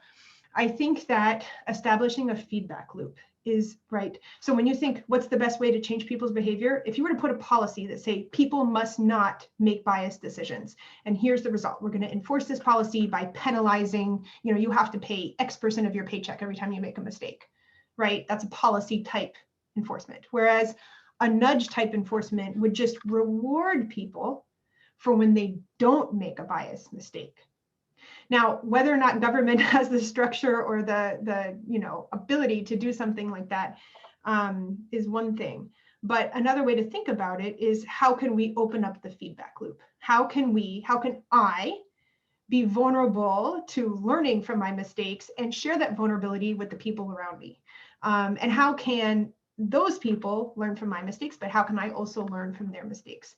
And I think this is partly, it highlights the importance of the supervisory relationship, but also just like, I would suspect workers who are very successful over time exhibit those types of characteristics. How do we provide some restitution compensation for individuals and families that have been negatively impacted? I mean, that's a great question that I feel like we could spend an entire talk or many, many talks on. So this is basically what the Heckman framework speaks to, though, is the direct impacts. If you were to take, money, you can call restitution, you can call it compensation. If you wanted to get the most bang for your buck, you would invest it in babies, right? Or if you were to redistribute wealth, right, you can think about how to vote for progressive tax systems that redistribute wealth, or for policies, anti-poverty policies like the child tax credit that effectively redistribute wealth. What's interesting, the child tax credit actually mimics more of like a child allowance, which before completely unheard of. But part of the appeal of the child allowance is that it's universal, it's redistributive, and it's unconditional, meaning that you don't have to spend it on one thing or another, which is one of the like common criticisms of a lot of the anti-poverty policies that we have today. But if, as a policymaker, if you were to say, what's the best way for me to redistribute wealth, then it would be focus on infants and early childhood, or on women of childbearing age. Did I answer that one adequately? Those are really good and thoughtful questions. I really appreciate that.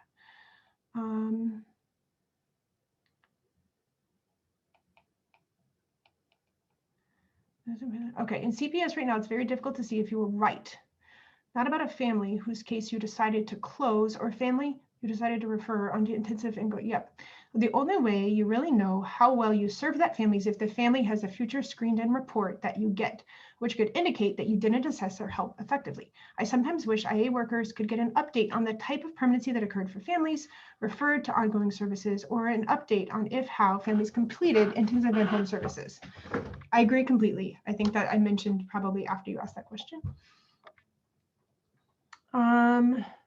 Another shortcoming is how little weight the CPS workers' perception holds. We are often being overruled by supervisors who are not in the field with us. Medical professionals telling us what results are likely to indicate. Court professionals telling us what the best interest of the child is without fully knowing the family circumstances, etc. This is the whole problem with subjective measures of child well-being, exactly as I explained. I agree completely. It's very frustrating as the worker to feel like you are often advocating against everyone, including your own supervisor, when you are the one most directly working with the family and the least likely to be operating under heuristics. So that's the part I would disagree with, because I'm not speaking to you specifically, right? But when one person has perception of the, what's going on in a case, what they're looking at is just one piece of the pie. And oftentimes, if they're anywhere near entry level, then they're limited by anecdotal evidence, right? Whereas if that person is making this decision in concert with other people who have a better sense of the high level set of probabilities, supervisors, medical professionals, et cetera, theoretically, that should mean that the best choice would be made collectively. However, that's only under the assumption that enough information has been collected and that the right information has been collected. So as a scientist, my question would be, is the right information being collected? Because if a person is observing information that isn't being collected and therefore being transmitted to decision makers, then it could very well be that missing information might better improve the accuracy of the prediction. Does that make sense? Now, there's also kind of like an interpersonal thing going on here where that's really difficult to speak to. But the question I would focus on, right? So is the right data being collected, and is it being considered the right way? But also, oh, I lost my train of thought. Yeah, that'll come back to me. Yes, I agree with that thought. Yeah. Yeah, I agree that it's very frustrating. And I think, unfortunately, it takes a lot of time for that feedback loop to be established or for expertise to be gained.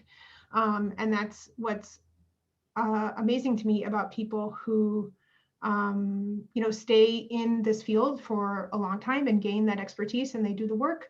But it doesn't necessarily mean that they're unbiased, like I said, unless they're learning in a good environment. So that should really be the higher level priority, right? Is making sure that learning with the feedback loop is prioritized. That awareness alone is just not enough. All Right, well, we are at 11:07, so we should probably wrap up. This, were there any final thoughts, Professor Pack? Or are you? No, I mean, any feedback that you all have for me, please email me. I'd love to hear like more questions or more thoughts on things that I can clarify for you, or yeah, and you know, how relevant this is to what you're experiencing in every day, or anything that Give you me want. 1 second. I'm gonna go close my window because there's some construction outside right now. Okay. So yeah, please feel free to reach out. My email's here. I'd love to hear from you.